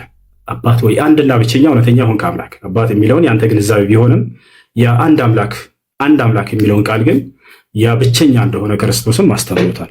ገብቶሃል አይደለ? ብቸኛ እንደሆነ አስተምሮታል። በርካታ ቦታ ላይ መጽሐፍቶች ላይ አምላክ አንድ እንደሆነ አስተምረዋል።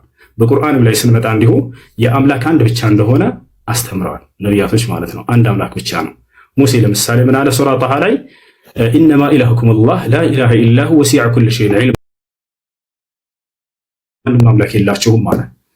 ነገር ግን ባይሆን በዚሁ አንጻር ወደ አንተ ስንመጣ ጊዜ አምላክ አንድም ሶስትም ነው ብለህ ታምናለህ አንተ ክርስቲያን እንደመሆነ መጠን። ገብቶሃል አይደል? ስለዚህ ያ በመለኮት አንድ በአካል ሶስት ብሎ ወይንም ደግሞ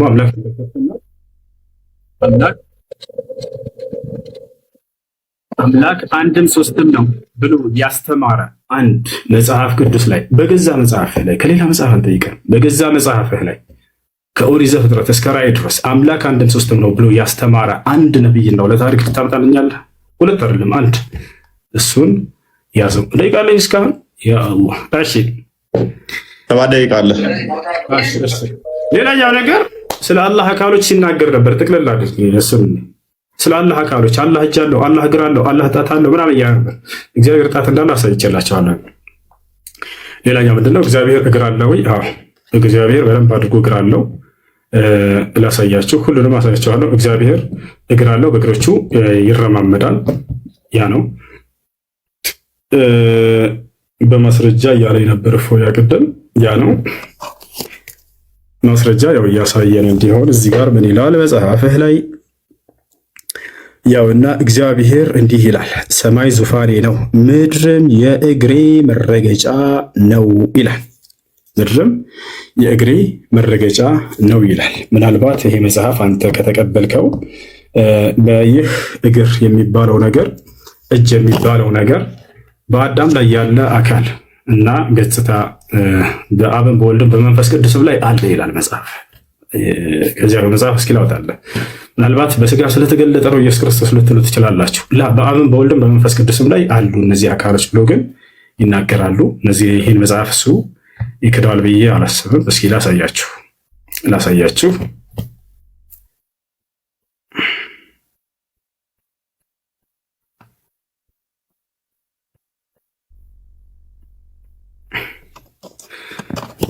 እሺ ያውና እዚህ ጋር መጽሐፈ ሚላድ ምዕራፍ 10 ላይ በአዳም ላይ ያለው መልክ ሁሉ በአብና በወልድ በመንፈስ ቅዱስም አለ።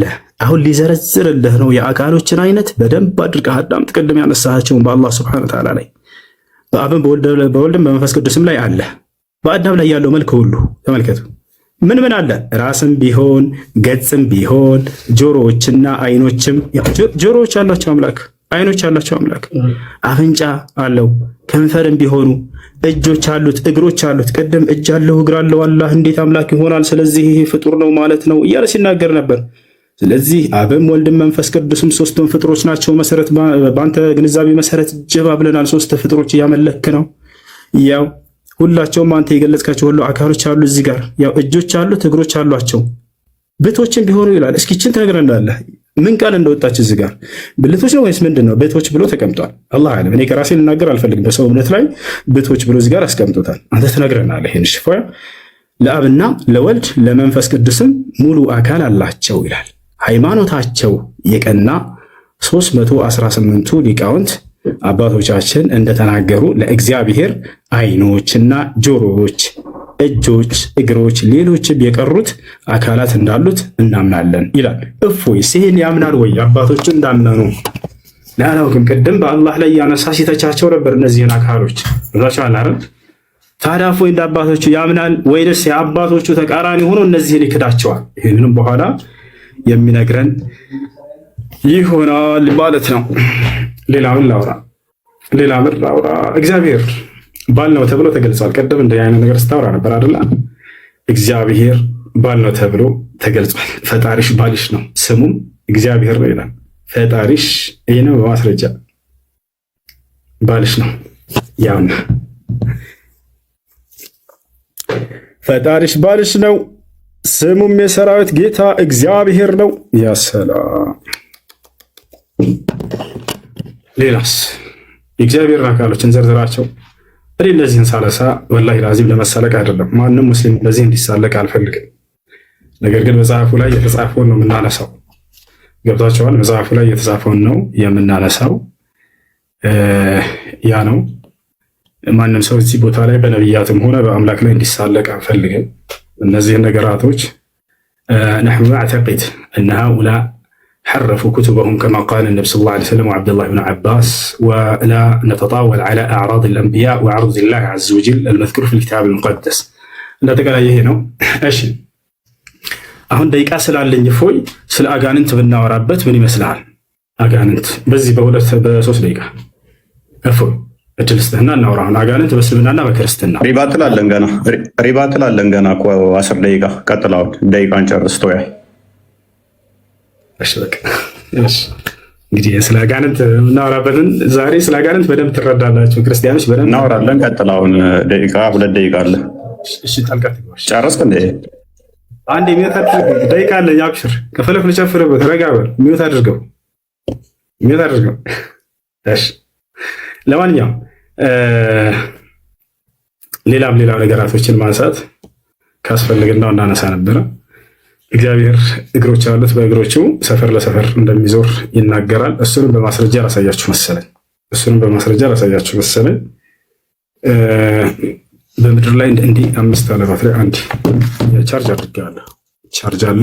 አይዋ ቻርጅ አለ። አስተካክለው፣ በደንብ አስተካክለው። እሺ ሌላኛው ነገር ምንድን ነው? እግዚአብሔር ሰፈር ለሰፈር ይዞራል ያልኩባቸውን ላውጣላቸው እስኪ። እግዚአብሔር እንግዲህ ከመጽሐፍ ቅዱስ ላይ ምን ይላል? ክርስቲያኖችን ወይንም የመጽሐፉን ተከታዮች ሲያዛቸው ከሰፈራችሁ ወጣ ብላችሁ መጽዳዳት በምትፈልጉ ጊዜ መቆፈሪያ ያዙ ተብላችኋል። መቆፈሪያ ያዙ አለ እግዚአብሔር። ከዚያስ መቆፈሪያ ከይዛችሁ ከሄዳችሁ በኋላ ተጽዳዳታችሁ አይነ ምድራችሁን ስትጨርሱ ድፈኑት፣ ቆፍሩና ቅበሩት አለ እግዚአብሔር። ለምን ከተባለ እኔ ጌታ እግዚአብሔር ሰፈር ለሰፈር ስለምዛወር አለ። እርኩስ ነገር አይቼ እንዳሳልባርከ እንዳልመለስ። አያችሁ አይደለ? ሰፈር ለሰፈር እግሮች ያሉት በሰፈር ለሰፈር ይዞራል። ካካካዬ ይመለሳል ከዚህ አካባቢ። ቅድም የተገደበ ነው አምላካችሁ ፍጡር ነው ማለት ነው እያለን ነበር። በዚያ ባለበት ቦታ አይገኝም እኮ እግዚአብሔር። እና ላሳየህ፣ ያው ላሳየህ እንዳለ አምላክን ፍጡር ለማድረግ የሄደበት መንገድ አላህን ሙሉ መጽሐፉ ላይ አለ። የሚገርማቸው ላሳያቸው። አንዴ ሳይዘጋብኝ ዘዳግም ያዙ። አንዴ ሳይዘጋብኝ ቶሎ ላሳየው። ሳይዘጋብኝ ማለት ምንድን ነው? ኡስታዝ ገና እኮ ነው። አንዴ ቤት አድርግ ያውና ሚዩት አድርግ። ለመጸዳዳት ከ12 ተከታተሉ። ለመጸዳዳት የሚሆንህን ቦታ ከሰፈርህ ውጭ አዘጋጅ አለ እግዚአብሔር። ከዚያስ ከትጥቅህም ጋር መቆፈሪያህን ያዝ። በምትጸዳዳበትም ጊዜ አፈር ቆፍረህ በአይነ ምድርህ ላይ መልስበት። አምላክህ እግዚአብሔር ሊጠብቅህ ጠላቶችህንም በእጅ አሳልፎ ሊሰጥህ በሰፈር ውስጥ ስለሚዘዋወር በመካከልህ አንዳች ነገር አይቶ ከአንተ እንዳይመለስ ሰፈርህ የተቀደሰ ይሁን። አላሁ አክበር። እግዚአብሔር ካካካክታችሁ ወይም ተጽዳርታችሁ በዚያ አካባቢ ላይ አልመጣም አለ። በቃ ስለዚህ እዚያ ቦታ የማይገኝ ከሆነ የተገደበ ነው። ስለዚህ የተገደበ ከሆነ ፍጡር ነው የተገደበ ነው ማለት ነው። ጨርሳል። ኦኬ 10 ደቂቃ አይሽ ይታያል። ይታያል። ብትመጣ በቪዲዮ ደቂቃ አለን። መረጃ ላሳየ ነው። ተረጋጋ እና አይዞህ። ደቂቃ አንተ ነህ ያሳስከን። መልካም። ቅድም ጀምሬ ነው ያቆምኩት። እግዚአብሔር በምንም በማንም አይመሰልም። በደንብ አስተውሉ። በምንም በማንም እንደዚህ በቦዲ ፓርቶች አይመሰልም። እግዚአብሔር ቦዲ ፓርቶች አሉት ተብሎ እጅ፣ ጣት፣ እንደዚህ አይነት ነገሮች ተከፋፍለው የፍጡራን መገለጫ የሆኑ ለፈጣሪ አሉት ብለን አናምንም። ነገር ግን በመጽሐፍ ቅዱስ ላይ ግብረ አካላት የሚባሉ አሉ። በግብረ አካላት ተገልጸዋል። እሱ ያመጣው ምንድነው? እሱ መጽሐፈ ሜላድን ጠቅሷል። ምዕራፍ 10 ላይም አለ። እንዲሁም ደግሞ ሰለስቱ ምዕት ላይ ብሎም ጠቅሶታል። እነኝን ነው የጠቀሳቸው። እነኝን እጠይቅሃለሁኝ ና ተመለስ። እነኝን ከሶርሳቸው ታመጣለህ ማለት ነው። ታመጣታለህ፣ ከሶርሳቸው ታመጣለህ ማለት ነው። እነኝን ከሶርሳቸው ቀጥታ ታመጣለህ። አትናቴዎስ ግን በደንብ አስተውል። አትናቴዎስ ይህንን እንዳላለን ያሳይሃለሁ ማለት ነው። አትናቴዎስ አላለም። ልክ እኛ እናንተን ስንጠይቃችሁ አረብኛውን አምጣ ወይንም እንደዚህ እንደምትሉት አንተም ኦሪጂናሉን ታመጣለህ ማለት ነው። ቅዱስ አትናቴዎስ እንደዛ አላለም። ቅዱስ አትናቴዎስ እንደዛ እንዳላለ ላሳየ። ሰለስቱ ምዕት የተጠቀሰው ከዛ ስለሆነ ስህተት ነው አንተ የጠቀስከው። ቅዱስ አትናቴዎስ እንደዛ ስላላለ ማለት ነው። ለእግዚአብሔር ፊት፣ ኋላ፣ ጀርባ አይነገርለትም የሚነገርለት ስላልሆነ ማለት ነው። ስለዚህ አትናቴዎስ ብሏል ተብሎ በአትናቴዎስ ላይ የተነገረው ያንኛው መረጃ እንድታመጣ እንጋብዛለን ማለት ነው። ለምሳሌ እዚህ ጋር ላሳየ ይታያል ብዬ አስባለሁ። አይን የመስሚያ አካል አይደለም? ጆሮ የኋለኛው የመስሚያ አካል አይደለምን? እነሆ ደረት አይደለምን? እንደገና አንገትም እግርም አይደለም? ነገር ግን እያንዳንዱ የራሱ ስራ አለው። አንዱ ነጠላ ሰውነት ከነዚህ ክፍሎች የተገነባ ነው። ይህ ለአምላክ የሚሰጥ ከሆነ የሚከተሉትን ያመጣል። አንደኛ ከላይ እንዳየነው እርሱ ራሱን አይመስልም ያሰኛል። ሁለተኛ ተፈጥሯዊ በሆነ ሁኔታ የአካል ክፍሎች እንደሚከፋፈሉ እርሱንም እንደገና እንዲከፋፈል እናደርገዋለን ይላል። በመሆኑም እግዚአብሔር የአካል ክፍሎች አሉት ማለት ተገቢ አለመሆኑን ይልቅ ያትታል። እኛ ጋር ያሉ የአካል ክፍሎች ለእግዚአብሔር ሰጥቶ መናገር ወይንም ለእግዚአብሔር አካሉን ከፋፍሎ ዓይኑ የሆነ የአካል ክፍሉ፣ ጆሮ የሆነ የአካል ክፍሉ ነው፣ እጁም የሆነ የአካል ክፍሉ ነው እያል ልንከፋፍለው አይገባም። ማን ያለው? አትናቴዎስ። ይታያል። አንተ ሰለስቱ ምዕትና መጽሐፈ ሜላድን ያመጣኸው ማለት ነው። እነኚህ ሙሉ የአካል ክፍል እንደሌለው ዮሐንስ አፈወርቅም የሚናገሩበት ነው። ለእግዚአብሔር እንደዛ አይነገርም። ወዳጃችን ደግመ ክሮስ ቼክ ሳታደርግ መረጃ ዘህ እንዳመጣ ማለት ነው። ምክንያቱም እግዚአብሔር ምንድነው ብለን ነው የምናምነው? እኛ እግዚአብሔር ምንድነው ብለን ነው የምናምነው? እግዚአብሔር መንፈስ ነው፣ በሁሉ የሞላ ነው፣ በሁሉ ያለ ነው። እግዚአብሔር መንፈስ እንደመሆኑ ለእርሱ መሄድ፣ መምጣት፣ መቆም፣ መነሳት አይነገርም። እሱን መማር አለብህ ኡስታዝ። እግዚአብሔር በሁሉ የሞላ ነው። እኔ የቅርብ አምላክ ነኝ እንጂ የሩቅ አምላክ አይደለሁም። ሰው በስውር ቢሸሸግ እኔ አላየውም። ሰማይንና ምድርን የሞላሁ እኔ አይደለሁም ይላል እግዚአብሔር። ማን? ሰማይና ምድርን የሞላ ነው እሱ። ስለዚህ ሰማይና ምድርን የሞላው እርሱ መሄድ፣ መምጣት፣ መቆም፣ መነሳት እነኛ አይነገሩለትም። እነኛ የተነገሩትን ካመጣ ይተረጎማሉ። ትርጓሜያቸው ምንድን ነው? ከመገለጥ አንጻር የተነገሩ ናቸው። ከመንፈስህ ወዴት እሄዳለሁ? ከፊትህስ ወዴት እሸሻለሁ? ወደ ሰማይ ብወጣ አንተ በዚያ ነህ፣ ወደ ሲኦልም ብወርድ በዚያ አለህ። አላህን ከእግዚአብሔር ጋር እያመሳሰልከው ነው እንዴ ኡስታዝ? ሱራ 16:74 ላይ ከማንም ጋር ታመሳሰል ብሎ ነበር እኮ። ለምን ታመሳስለው? አላህ ጭንቅላት ተገኝቶለት ነው አለው ራስም ምናምን ብለህ ያልከው? አላህ ጭንቅላት አለው የሚል ከቁርአን ላይ አንድ ጥቅስ ትሰጠኛለህ ማለት ነው? ወይንስ ነቢያቶች አዎ አላህ ጭንቅላት አለው ብለው ሰብከዋል ብለህ ታምናለህ? አላህ ጭንቅላት አለው ማለት ነው? ስለ ዙፋን አንስተሃል። ኦኬ፣ ስለ ዙፋን ካነሳ ደግሞ ዙፋኑ ማን ነው? ልጁ ነው። ለምሳሌ ልጁ በዙፋኑ ይህንን ታምናለህ? ስለ ልጁ ግን አምላክ ሆይ ዙፋንህ ይላል። ያ ዙፋኑ የልጁ ታምናለህ? ማን ነው? እሱም ክርስቶስ አብ ነው ስለ ልጁ የሚናገረው። እስከ ዘላለም ድረስ ይኖራል፣ የመንግስት ብትር የቅንነት ብትር ነው ይላል። ይህንን ታምናለህ? ኦኬ፣ እዚህ ላይ ሌላ አንድ አባት ሰጣለኝ። ዙፋን የሚለው እንደ የፊዚካል ሴንሱን ሰጥተኸው አይደለም፣ ቅንነቱን፣ ፍርዱን እሱን ለመግለጽም ዙፋን ተብሎ ተገልጿልና እንጂ ፊዚካል ቦዲ ቦታ አይደለም። ምክንያቱም እሱ በሁሉ የሞላ በሁሉ ያለ ነውና። ሚስትነትን አንጥተሃል። ሰማያትና ምድርን ያለ ቢጤ ፈጣሪ ነው፣ ለእርሱ ሚስት የሌለችው ሲሆን እንዴት ልጅ ይኖረዋል? ነገርን ሁሉ ፈጠር የተባለው ልጅ ያስፈለገው ሚስት ያስፈለገው ልጅ ስለሌለችው ነው አይደለ? ልጅ የሚኖረው ሚስት ሲኖረው ነው። እግዚአብሔር ባልሽ ነው ቢል ጠባቂሽ ነው ተንከባካቢሽ ነው ለማለት ነው መጽሐፍ ቅዱስ። ያንተ ግን ሚስት ስለሌለኝ ነው ልጅ የለኝም ያለው። ማይገናኝ ለምን ታገናኛለህ ኡስታዝ? ምን ሆነ ነው? ይሄ ሚስት የለኝም ያለው ልጅ ስለሌለው ነው። ያኛው ግን ጠባቂ ነው፣ ተንከባካቢ ነው፣ መጋቢ ነው። ያንን ለመግለጽ ነው። ማይገናኙ ቶፒኮችን እንዳታገናኝ ደግመህ ማለት ነው። መውጣት መሄድ ኦኬ። የትኛው ነብይ ነው በመጨረሻ ቀን ባቱን አላህ ገልጦ እናየዋለን ያለ ነብይ አለ ኡስታዝ? የምታውቀዋለህ?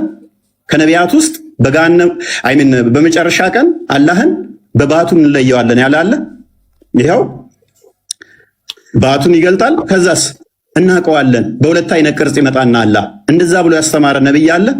ይኸው ሳሂህ ቡኻሪ 74:39 ላይ Now we wait our Lord, then the Almighty will come to them in a shape other than the one which they saw the first time, and he will say, I am your Lord. They will say, you are not our Lord. ሙስሊሞች በቂያማ ቀን ራሱ ጌታቸውን ይከዱታል። እኔ ጌታችሁ ነኝ ሲላቸው አንተ ጌታችን አይደለህም ይሉታል። እንደዛ እንለዋለን ያለ አንድ ነቢይ ታመጣልኛለህ?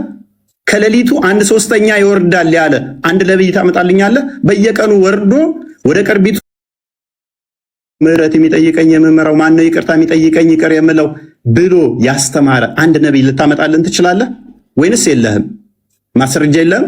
ልታመጣልን አትችልም? ታመጣልናለህ ወይስ አታመጣልንም? ስለዚህ በመጽሐፍ ቅዱስ ላይ የለም። ተውሂድን ያስተማራለ የለም። ሽታውም የለም ማለት ነው።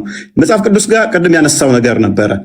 ትርጉም እኔ ነግሬህ ነበረ። ሜቢ አልሰማህ ይሆናል እንጂ በደንብ ነግሬህ ነበረ። በአማርኛ እግዚአብሔር የሚለው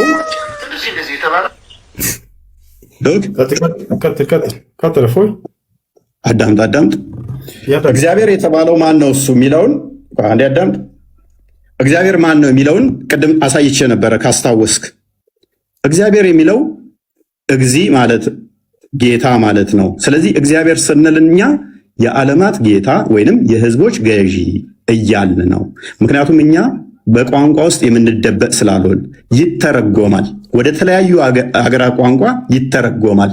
እንደናንተ ከአረብኛ ውጭ ከወጣ ማይተረጎም ነው ብለን አናምንም። ሌላኛው ቁርአን ያላ ቃል ነው ብለህ ታምናለህ።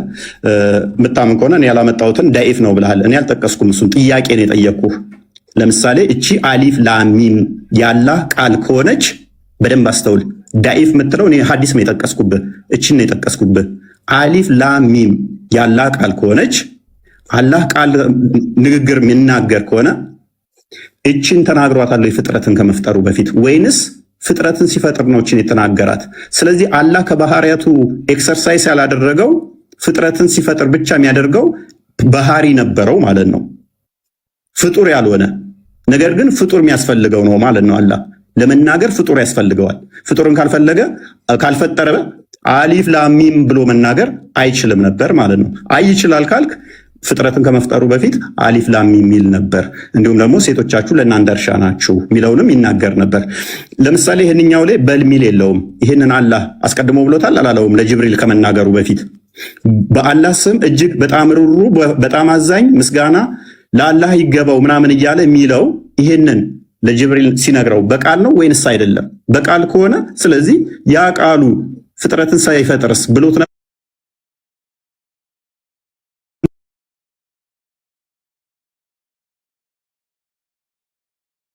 ወይንም አላህ ባህሪውን የሚገልጸው ልክ ፍጥረት ሲኖር ብቻ ነው።